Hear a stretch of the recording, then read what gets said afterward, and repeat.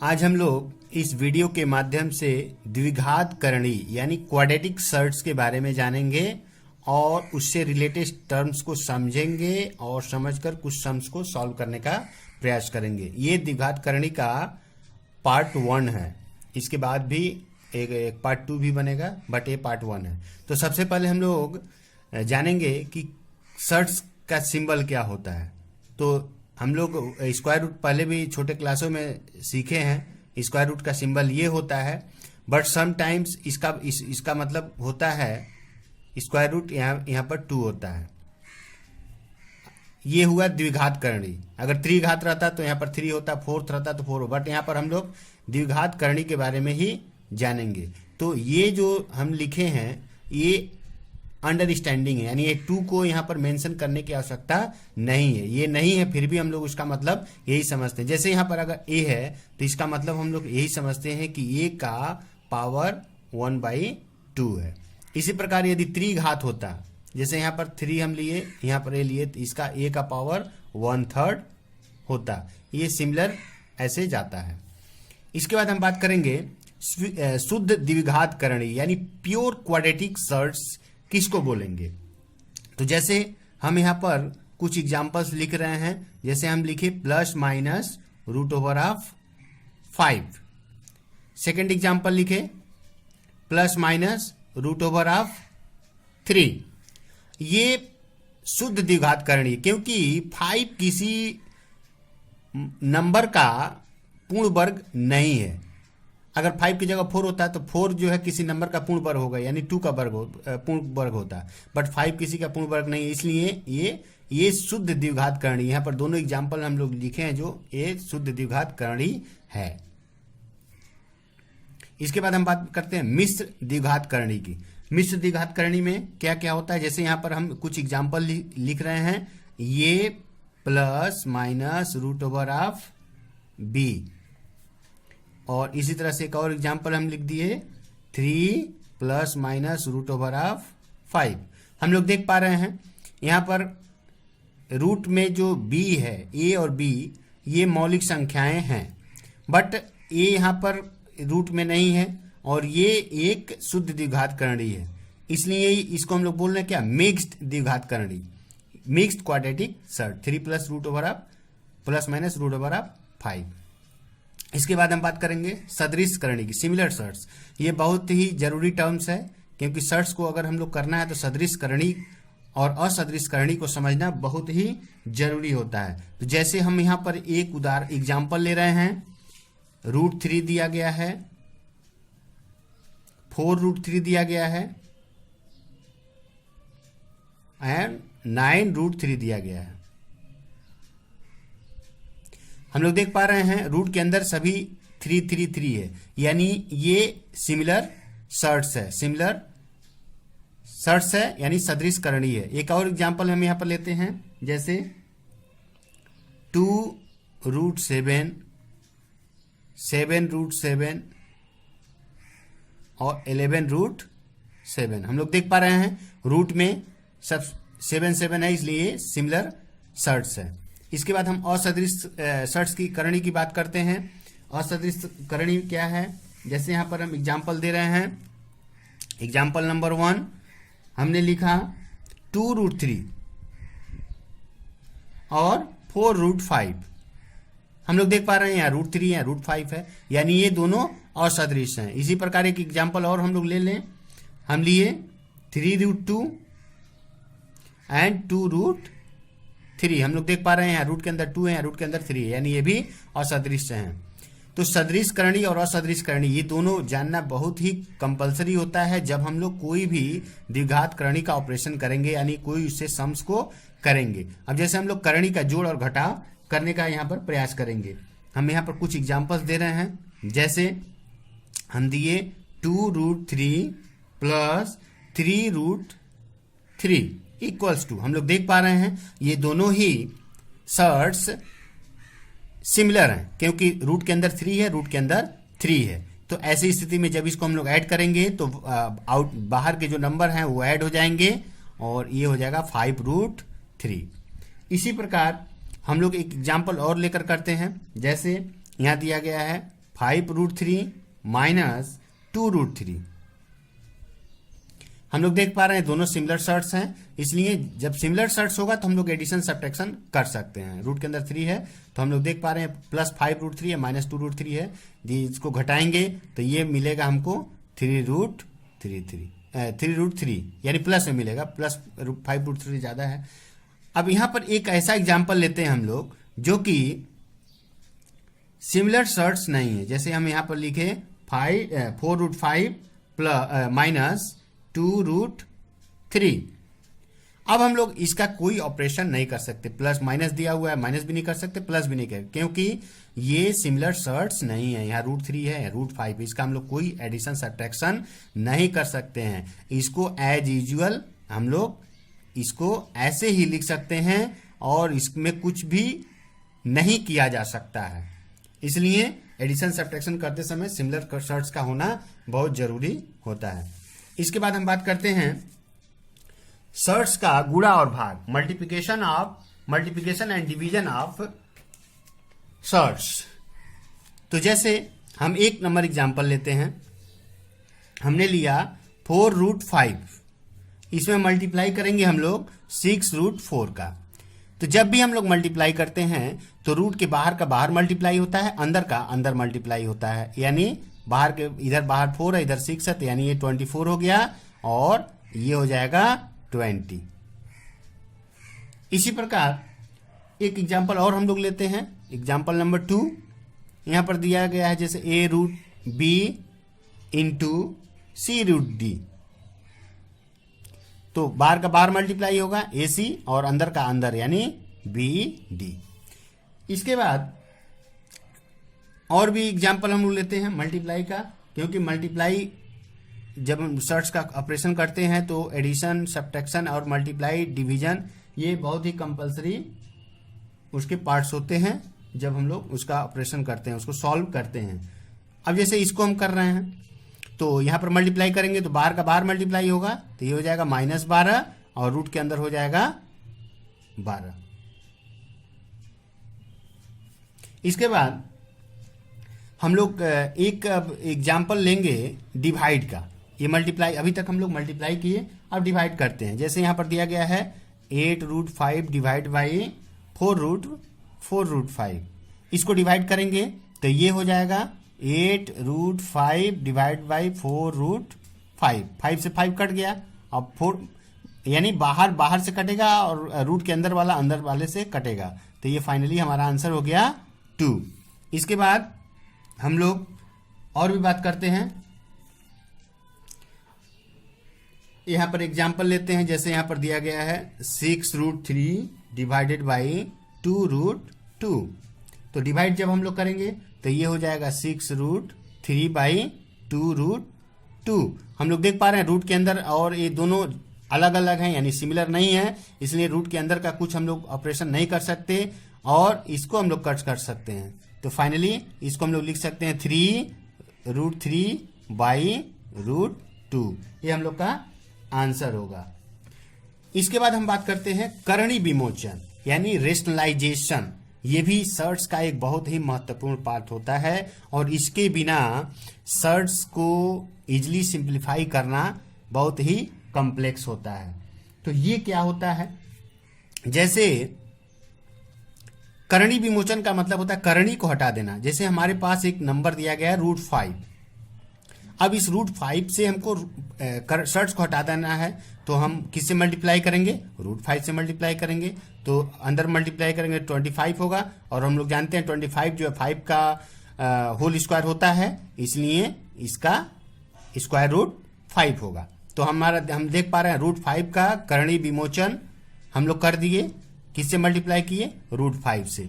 Same आगे और हम लोग देखते हैं, जैसे हम लोग लिए √7 है, इसमें किससे मल्टीप्लाई करना पड़ेगा, √7 से करना पड़ेगा, तो 49 मिलेगा और 49 का स्क्वायर रूट क्या होता है, 7 होता है।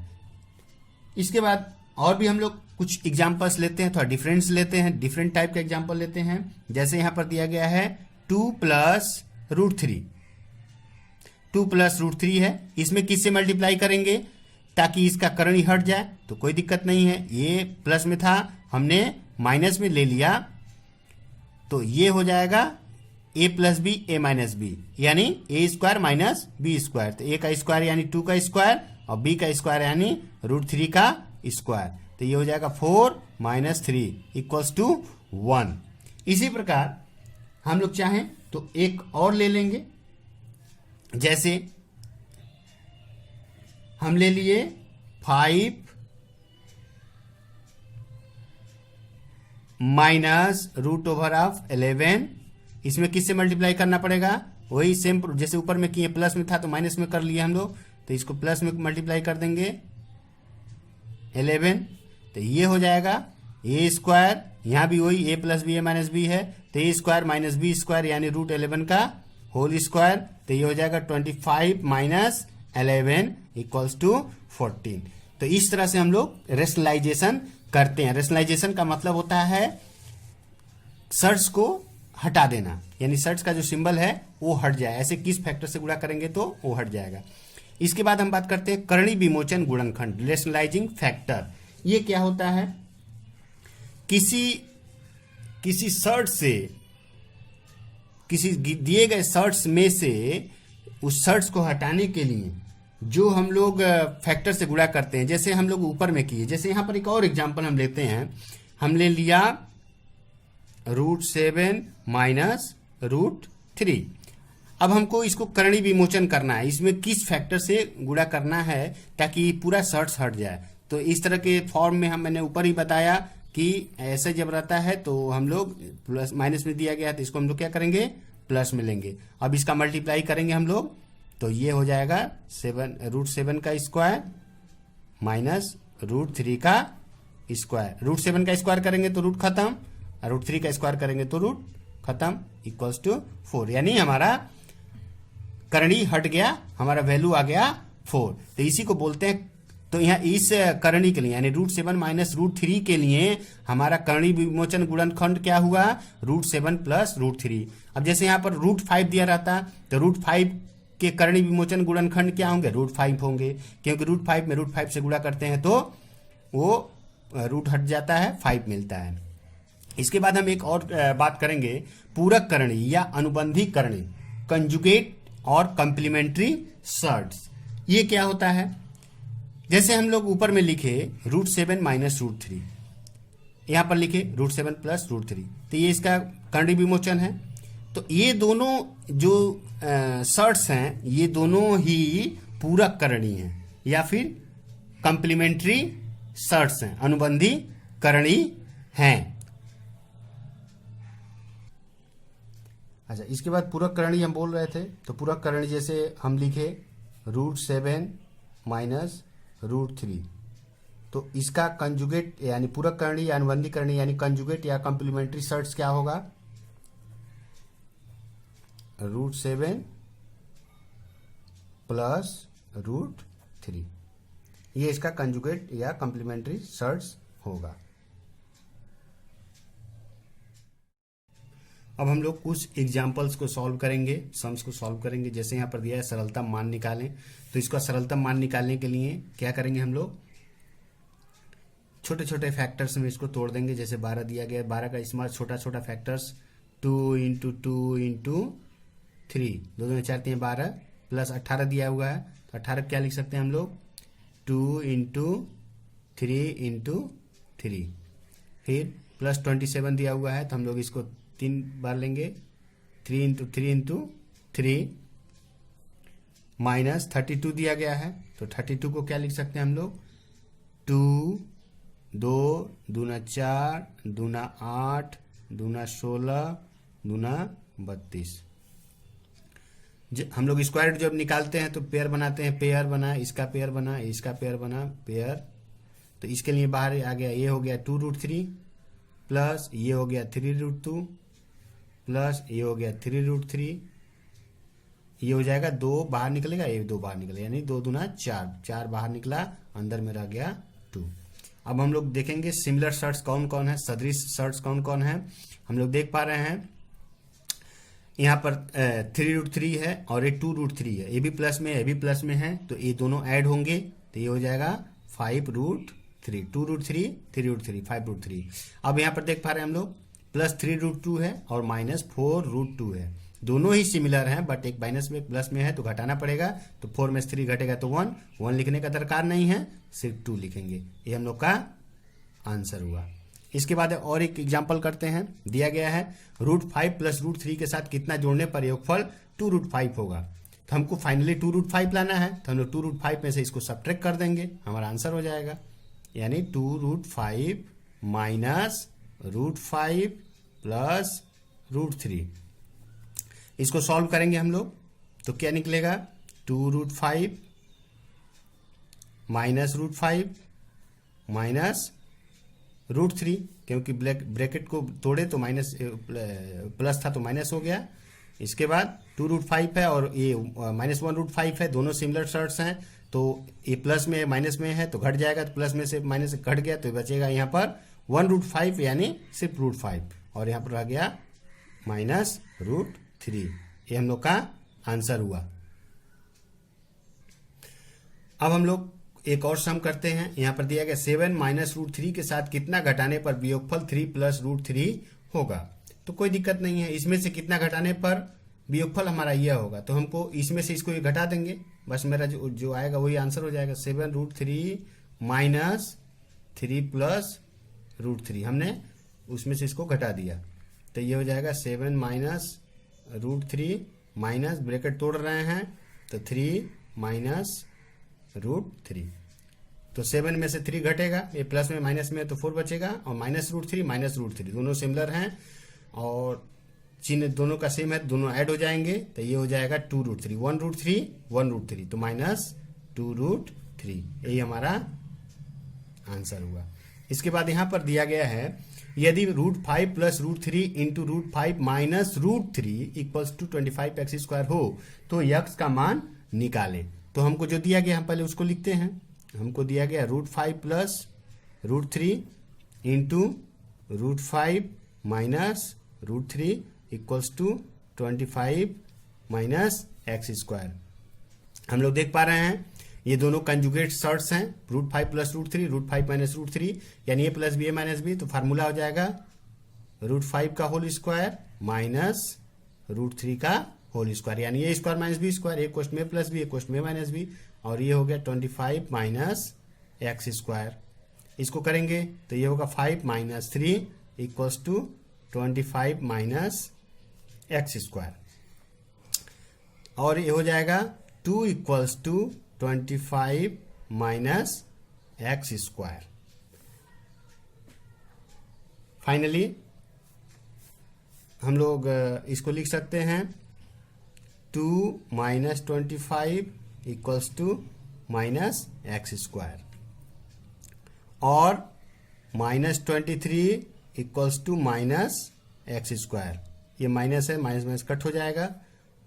अब हम लोग स्क्वायर रूट लेंगे, x² हम पूरा का पूरा इधर कर दिए, इसको इधर ले गए, ये 23 हो गया।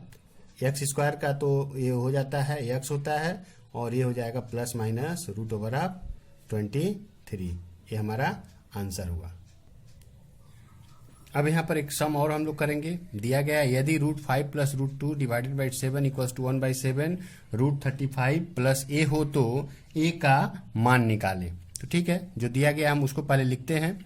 हमको दिया गया है √5 प्लस √2, अच्छा डिवाइडेड बाई 7 है तो बाई हम इसको 7 लिख सकते हैं, और ये है 1/7 √35 प्लस a है तो √35 प्लस a डिवाइडेड बाई इसको हम लोग 7 लिख सकते हैं। अच्छा a √7 है क्वेश्चन में, a